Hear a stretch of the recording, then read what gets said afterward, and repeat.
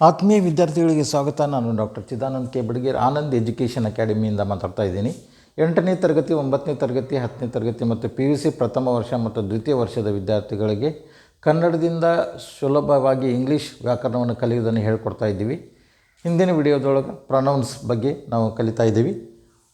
ಪ್ರೊನೌನ್ಸ್ದೊಳಗೆ ಈಗ pronounce, personal pronounce, ಪುರುಷವಾಚಕಗಳನ್ನು ನೋಡಿದ್ದೀವಿ, ವ್ಯಕ್ತಿವಾಚಕಗಳನ್ನು ನೋಡಿದ್ದೀವಿ, ಪರ್ಸನ್ಸ್. ದೆನ್ ಇಂಟ್ರಾಗೇಟಿವ್ ಪ್ರೊನೌನ್ಸ್ ಅಂತ ನೋಡೋಣ. Next one is interrogative pronouns. Interrogative pronouns ಅಂದರೆ ಪ್ರಶ್ನಾರ್ಥಕ ಸರ್ವನಾಮಗಳು ಅಂತ ಕರಿತೀವಿ.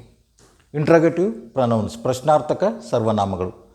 Pronounce from which the questions are framed. Pronouns from which the questions are framed are called interrogative pronouns. If the WH words are used initially, we get the WH questions. ಅಂದರೆ ಕೆಲವೊಮ್ಮೆ ಸರ್ವನಾಮಗಳನ್ನು WH ಪದಗಳು ಅಂದರೆ ಸರ್ವನಾಮಗಳು, questions WH ಪದಗಳನ್ನು ಪ್ರಶ್ನಾರ್ಥಕ ಸರ್ವನಾಮಗಳು ಅಂತ ಕರಿತೀವಿ ನಾವು. WH ಪದಗಳನ್ನು, ಕೆಲವು ಸರ್ವನಾಮಗಳನ್ನು WH ಪದಗಳನ್ನು ವಾಕ್ಯದ ಪ್ರಾರಂಭದಲ್ಲಿ ಉಪಯೋಗಿಸಿದಾಗ ಆ ವಾಕ್ಯ ಪ್ರಶ್ನೆಯಾಗಿ ರೂಪುಗೊಳ್ಳುತ್ತದೆ. ಈ WH ಪದಗಳನ್ನು ವಾಕ್ಯದ ಪ್ರಾರಂಭದೊಳಗೆ ನಾವು ಉಪಯೋಗ ಮಾಡಿದ್ದೀವಿ ಅಂದ್ರೆ ಆ ವಾಕ್ಯ ಪ್ರಶ್ನಾರ್ಥಕ ವಾಕ್ಯವಾಗಿ ರೂಪುಗೊಳ್ಳುತ್ತದೆ. ಇಂಥ ಸರ್ವನಾಮಗಳನ್ನು ಪ್ರಶ್ನಾರ್ಥಕ ಸರ್ವನಾಮಗಳು ಎನ್ನುವರು. ಇಂಥ ಸರ್ವನಾಮಗಳನ್ನು ನಾವು ಏನಂತೀವಿ? ಪ್ರಶ್ನಾರ್ಥಕ ಸರ್ವನಾಮಗಳು ಅಂತ ಕರಿತೀವಿ. For example, what, where, when, why, how, who, whose, which ಮತ್ತು ಎಟ್ಸೆಟ್ರಾ. ಇವುಗಳನ್ನು ನಾವೇನಂತೀವಿ? ಪ್ರಶ್ನಾರ್ಥಕ ಸರ್ವನಾಮಗಳು ಅಂತ ಕರಿತೀವಿ. ಈಗ ಫಾರ್ ಎಕ್ಸಾಂಪಲ್, ವಾಟ್ ಅಂದರೆ ಏನು, ವಾಟ್ ಅಂದ್ರೇನು, ಇದನ್ನು ಯಾವ ರೀತಿ ನಾವು ಪ್ರಶ್ನಾರ್ಥಕ ವಾಕ್ಯದ ಮೊದಲಿಗೆ ಉಪಯೋಗ ಮಾಡ್ತೀವಿ ನೋಡಿರಿ. What is your name, what is your name, ಇದು ಪ್ರಶ್ನಾರ್ಥಕ ವಾಕ್ಯ. ನಿನ್ನ ಹೆಸರು ಏನು? What is your name. ವಾಕ್ಯದ ಪ್ರಾರಂಭದಲ್ಲಿ ಉಪಯೋಗ ಮಾಡ್ತಾ ಇದ್ದೀವಿ. ಇದನ್ನು ಪ್ರಶ್ನಾರ್ಥಕ ಸರ್ವನಾಮ ಅಂತ ಕರಿತೀವಿ, ಹೌದಾ? ಅದೇ ರೀತಿ ವೇರ್ ಅಂದರೆ ಎಲ್ಲಿಗೆ. ವೇರ್ ಆರ್ ಯು ಗೋಯಿಂಗ್, ನೀನು ಎಲ್ಲಿಗೆ ಹೋಗ್ತಾ ಇದ್ದೀಯಾ.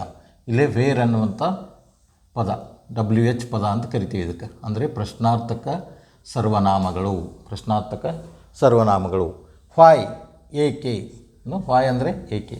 ವೈ ಆರ್ ಯು ಗೋಯಿಂಗ್, ನೀನು ಏಕೆ ಹೋಗ್ತಾ ಇದ್ದೀಯಾ.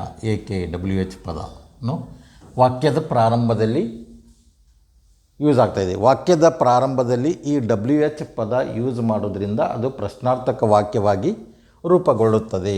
ಈಗ ಹೌ ಅಂದರೆ ಹೇಗೆ.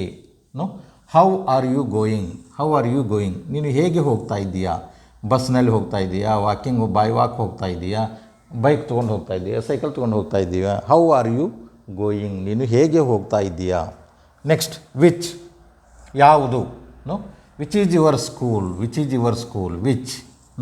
ಇದು WH ಪದ, ಕ್ವಶನ್, ಪ್ರಶ್ನಾರ್ಥಕ ಪದ. WH ಪದ, ಈ ಪ್ರಶ್ನಾರ್ಥಕ ಪದ. ಈಗ ವೆನ್, ಯಾವಾಗ. When will you meet me, ಅಂದರೆ ಯಾವಾಗ ನನ್ನನ್ನು ಭೇಟಿಯಾಗ್ತಾ ಇದ್ದೀಯಾ, ಆವಾಗ ಭೇಟಿಯಾಗ್ತೀಯಾ ಅಂತೇಳಿ. WH ಪದ ವೆನ್ ವಿಲ್ ಯು ಮೀಟ್, ನೀನು ಯಾವಾಗ ಭೇಟಿಯಾಗ್ತೀಯಾ. ದೆನ್ ಹೂ, ಯಾರು. ಹೂ ಆರ್ ಯು, ನೀನು ಯಾರು. Who are you. WH ಪದ ಯಾವ ರೀತಿ ವಾಕ್ಯದ ಪ್ರಾರಂಭದಲ್ಲಿ ಯೂಸ್ ಮಾಡ್ತಾ ಇದ್ದೀವಿ. ವಾಕ್ಯದಲ್ಲಿ ಪ್ರಾರಂಭದಲ್ಲಿ WH ಪದವನ್ನು ಯೂಸ್ ಮಾಡೋದ್ರಿಂದ ಆ ವಾಕ್ಯ ಪ್ರಶ್ನಾರ್ಥಕ ವಾಕ್ಯವಾಗಿ ರೂಪುಗೊಳ್ತದೆ. ಇನ್ನು ವಾಟ್ ಮತ್ತು ವಿಚ್ಗಳನ್ನು ಕೆಲವೊಮ್ಮೆ ಇಂಟ್ರಾಗೇಟಿವ್ ಅಡ್ಜೆಕ್ಟಿವ್ಗಳಾಗಿಯೂ ಮತ್ತು ವೇರ್, ವೆನ್ ಮತ್ತು ಹೌ, ವೈಗಳನ್ನು ಇಂಟ್ರಾಗೇಟಿವ್ ಅಡ್ವರ್ಬ್ಗಳಾಗಿಯೂ ಬಳಸಲಾಗುತ್ತದೆ. ಅದು ವಾಕ್ಯದೊಳಗೆ ಯಾವ ರೀತಿ ಅದರದ್ದು ಒಂದು ವಿಶ್ಲೇಷಣೆ, ಕ್ರಿಯಾ ವಿಶ್ಲೇಷಣೆ ಮತ್ತು ವಿಶೇಷಣ, ಅಡ್ವರ್ಬ್ ಇವನ್ನೆಲ್ಲ ನೋಡಿದ್ದೀವಿ ನಾವು. ಯಾವ ರೀತಿ ಅದು ಕ್ರಿಯಾ ವಿಶೇಷಣ ಮತ್ತು ವಿಶೇಷಣ ಆಗಿ ಉಪಯೋಗ ಆಗ್ತದೆ ಅನ್ನೋದನ್ನು ಮುಂದಿನ ಸೆಂಟೆನ್ಸಸ್ದಲ್ಲಿ ನೋಡೋಣಂತೆ.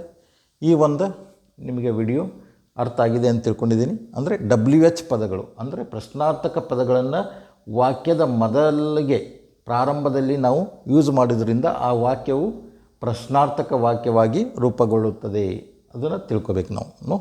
ಈ ಒಂದು ವಿಡಿಯೋ ನಿಮಗೆ ಲೈಕ್ ಆಗಿದೆ ಅಂತ ತಿಳ್ಕೊಂಡಿದ್ದೀನಿ. ಲೈಕ್ ಮಾಡಿರಿ, ಶೇರ್ ಮಾಡಿರಿ, ಸಬ್ಸ್ಕ್ರೈಬ್ ಮಾಡಿರಿ ಅಂತ ಹೇಳ್ತಾ ಈ ಒಂದು ವಿಡಿಯೋ ಮುಗಿಸ್ತಾ ಇದ್ದೀನಿ. ಧನ್ಯವಾದಗಳು.